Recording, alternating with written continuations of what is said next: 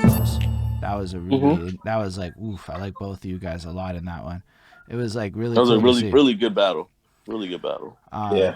but Yeah. otherwise, Now you have a lot on your resume that's like really like highly respected, So Mm. it's just one of those things where like that's why I think that like the champion of the year is also like very like everybody looked at it like yeah, like I this is I think that this year is clearly like the writer's year, like Facts. the crowd got stripped away and what we got left with was the writers as the crowd. That's the only Mm-hmm. people that can be in the space is the people that are already performing.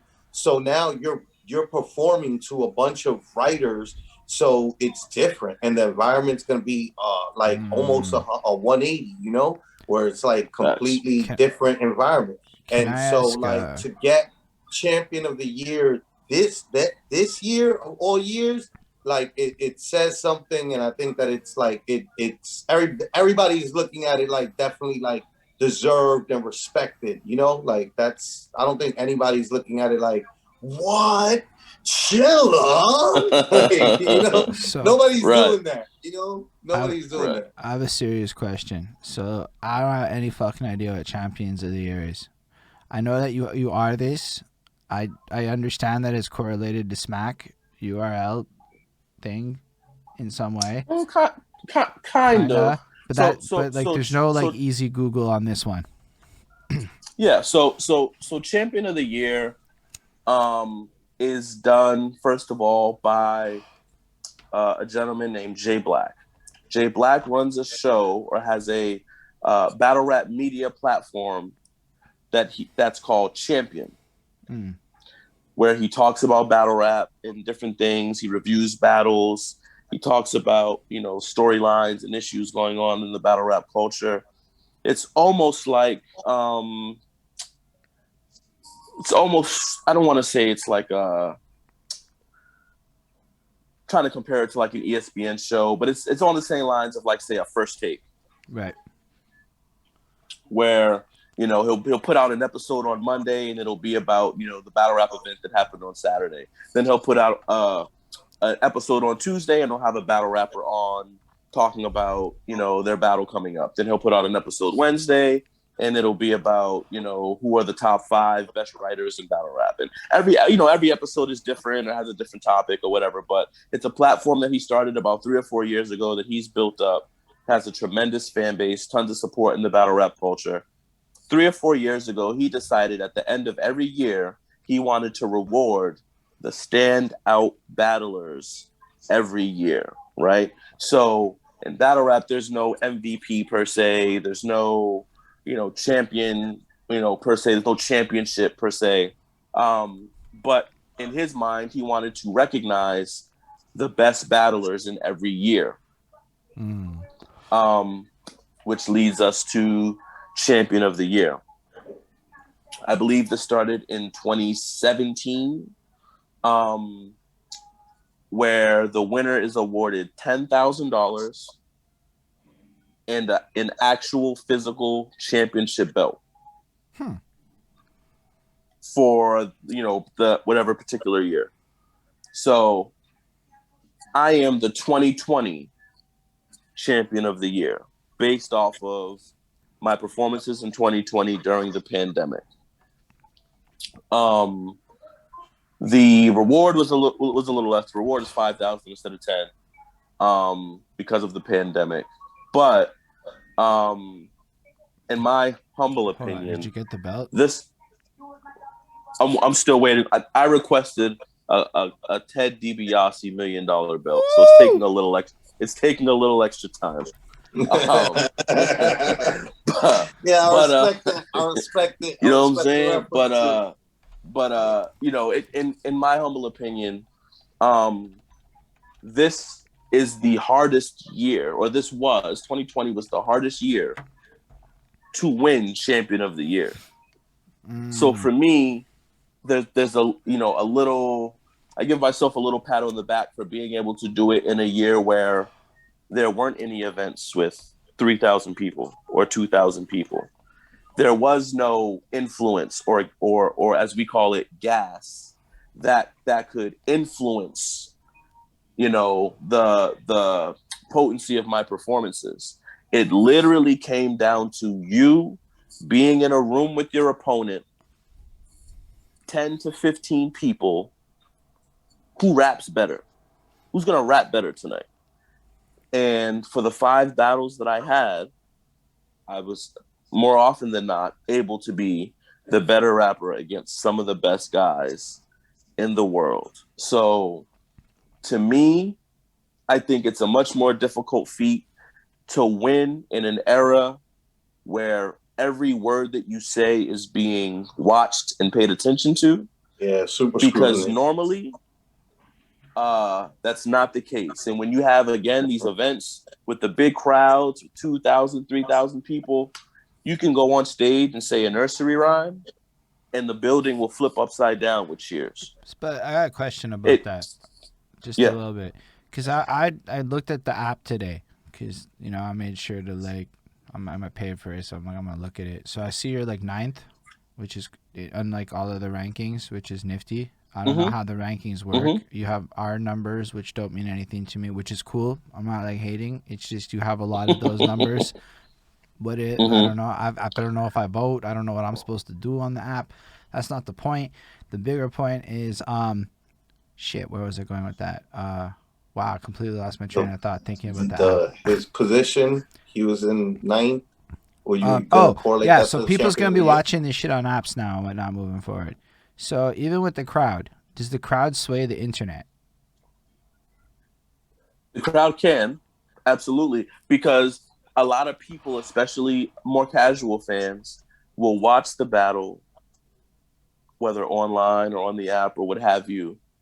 And a lot of times, especially if, such as yourself, you may not be privy to, using K-Shine as an example, the affiliations, the names of the groups. You may not understand some of the references that we make because maybe you're just not into the culture that far yet. So a lot of times for people like that, when determining in their minds who won the battle, a lot of times for them, it's dictated on who was able to get more reaction from the crowd. Okay. Even if it's a smaller crowd, a lot of times it's that they base it on, and again, there's no judgment. And at the end of the day, who you feel won is who you feel won, based on what they say and how they perform. But a lot of people will be like, yeah, I feel like he won because the crowd liked him more. Okay. So that's why I was curious, because it looks like there's this rating system that's built into this. And I'm going to imagine that the future of battle rap ends up having more components like this more than not, just in the nature of where tech is going. So do you feel that this kind of year has kind of shifted the gears? I know this is a bit in the future stuff, but I'm just super curious because I never get to ask this stuff really. I think it has shifted the gears at least a little bit in that, where battle rap was, and especially where battle rap was headed.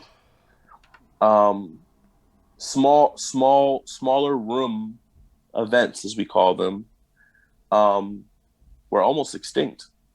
They were almost something that wasn't happening because for the battle leagues, you got to think about it, right? If you have an option, my friend, to do an event in your city that holds, at a venue that holds 100 people, that you can expect to make, say, $500 to $1,000 on, maybe, if you sell it out, or you have the opportunity to do an event at the theater up the street that holds 2,500 people, and you're potentially going to make $10,000 to $15,000. How often are you going to do the events where you make $500 to $1,000? I see that. Not often at all. It's definitely not in their best interest to do small events. So that's where it's the real reason. Yeah. But now it's all different because of Twitch and caffeine and everything, right? And the app. So it's almost like if you go one step further with it, you would almost be able to reach more people in a virtual reality space where avatars are up in each other's faces. And I'm not like saying it will. There will definitely be iterations of that will start For this sure. year. There This will. year it's going to start. Absolutely. 100%. Because it's too easy. Yep. In fact, it would be Absolutely. easier to have two battle rappers right now start a league in virtual reality than it would be for me to perform a song.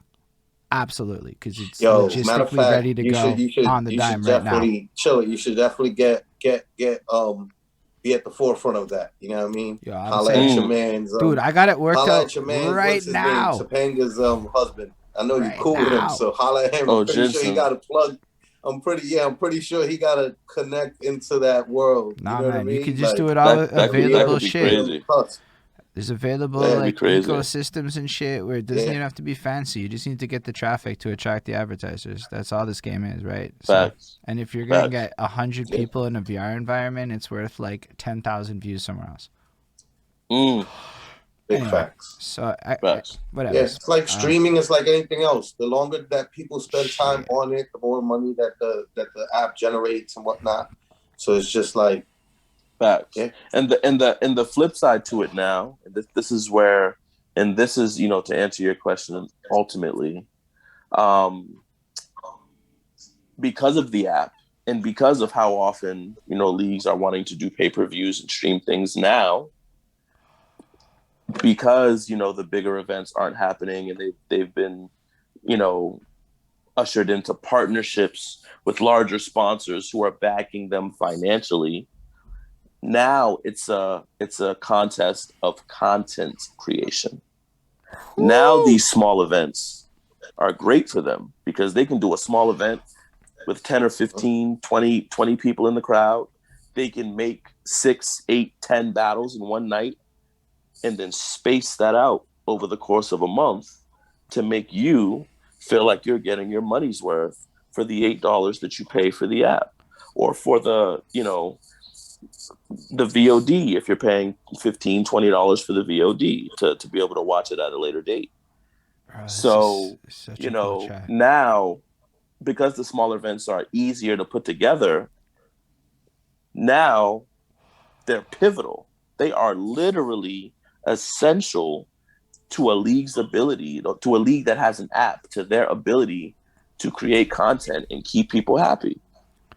Because they can do one of those small events once a week and create enough content to cover the first quarter of 2021.